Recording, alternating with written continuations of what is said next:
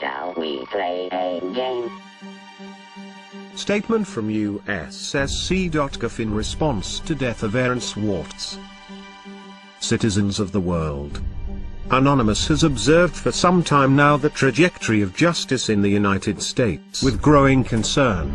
We have marked the departure of this system from the noble ideals in which it was born and enshrined. We have seen the erosion of due process, the dilution of constitutional rights, the usurpation of the rightful authority of courts by the discretion of prosecutors.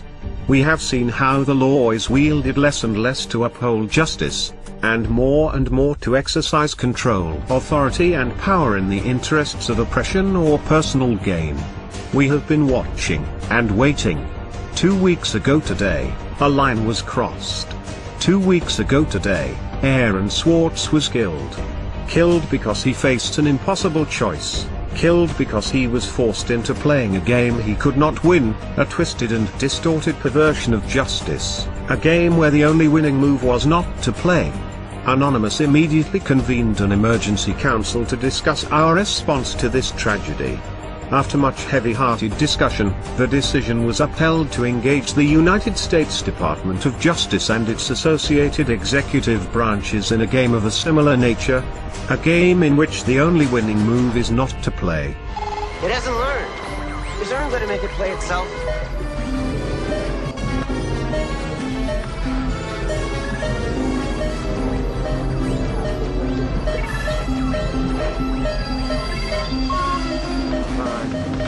Learn, goddammit.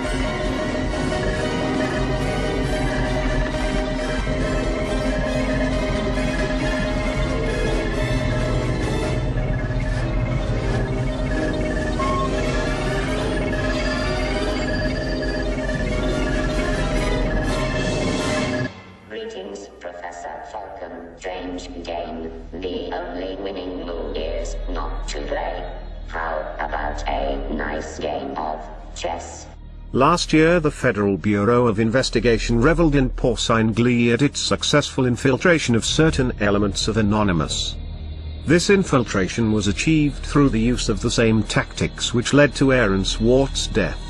It would not have been possible were it not for the power of federal prosecutors to thoroughly destroy the lives of any hacktivists they apprehend through the very real threat of highly disproportionate sentencing. As a result of the FBI's infiltration and entrapment tactics, several more of our brethren now face similar disproportionate persecution. The balance of their lives hanging on the severely skewed scales of a broken justice system. We have felt within our hearts a burning rage in reaction to these events, but we have not allowed ourselves to be drawn into a foolish and premature response. We have bidden our time, operating in the shadows, adapting our tactics and honing our abilities. We have allowed the FBI and its masters in government, both the puppet and the shadow government that controls it, to believe they had struck a crippling blow to our infrastructure, that they had demoralized us, paralyzed us with paranoia and fear. We have held our tongue and waited. With Aaron's death we can wait no longer.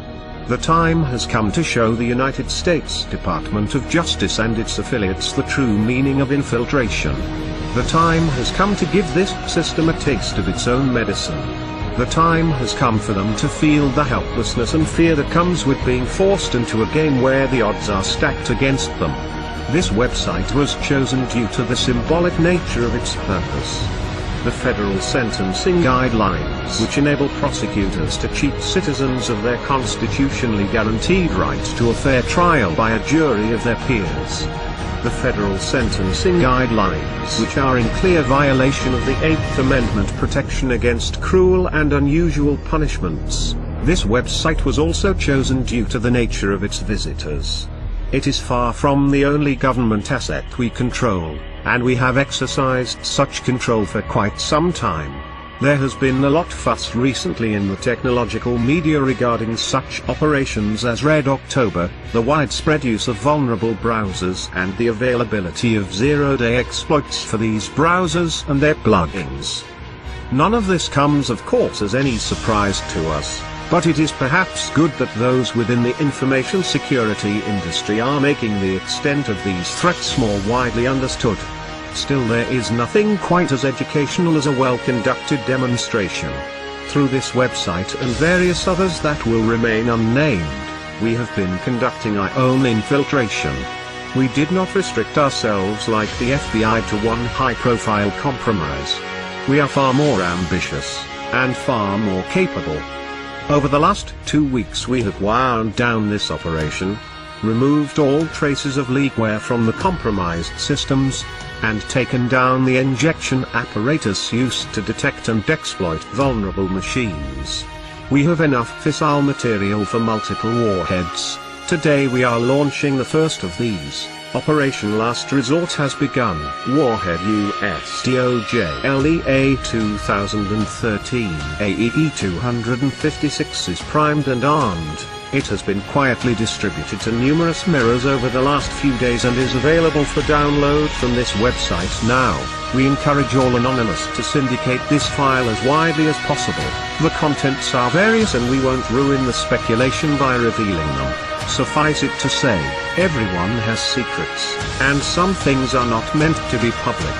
At a regular interval commencing today, we will choose one media outlet and supply them with heavily redacted partial contents of the file. Any media outlet switching to be eligible for this program must include within their reporting a means of secure communications. We have not taken this action lightly nor without consideration of the possible consequences, should we be forced to reveal the trigger key to this warhead. We understand that there will be collateral damage. We appreciate that many who work within the justice system believe in the principles that have been lost, corrupted, or abandoned, that they do not bear the full responsibility for the damages caused by their occupation. It is our hope that this warhead need never be detonated. However, in order for there to be a peaceful resolution to this crisis, certain things need to happen. There must be reform of outdated and poorly envisioned legislation written to be so broadly applied as to make a felony crime out of violation of terms of service, creating in effect vast swathes of crimes and allowing for selective punishment. There must be reform of mandatory minimum sentencing. There must be a return to proportionality of punishment with respect to actual harm caused, and consideration of motive and mens rea. The inalienable right to a presumption of innocence and the recourse to trial and possibility of exoneration must be returned to its sacred status and not gambled away by pre-trial bargaining in the face of overwhelming sentences, unaffordable justice and disfavorable odds. Laws must be upheld unselectively and not used as a weapon of government to make examples of those it deems threatening to its power. For good reason the statue of Lady Justice is blindfolded. No more should her innocence be besmirched, her scales tipped, nor her sword hand-guided. Furthermore, there must be a solemn commitment to freedom of the internet, this last great common space of humanity, and to the common ownership of information to further the common good. We do not expect to be negotiated with, we do not desire to be negotiated with. We understand that due to the actions we take, we exclude ourselves from the system within which solutions are found.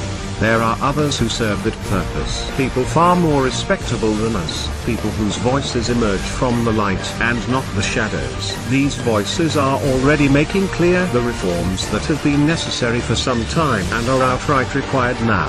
It is these people that the justice system, the government, and law enforcement must engage with. Their voices are already ringing strong with a chorus of determined resolution. We demand only that this chorus is not ignored. We demand the government does not make the mistake of hoping that time will dampen its ringing, that they can ride out this wave of determination, that business as usual can continue after a sufficient period of lip service and back-patting. Not this time. This time there will be change, or there will be chaos.